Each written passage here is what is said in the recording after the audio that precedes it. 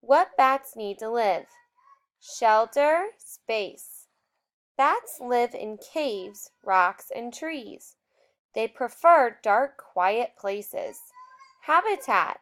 Bats can be found around the world and most parts of the United States.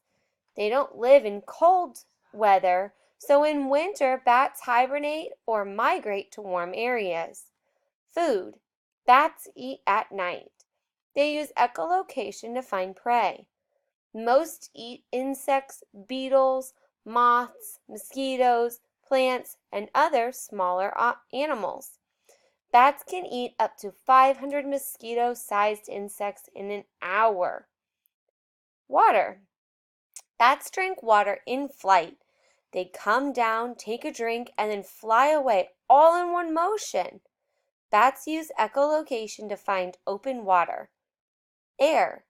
Bats breathe in air through their lungs. Now you know all about what bats need to live.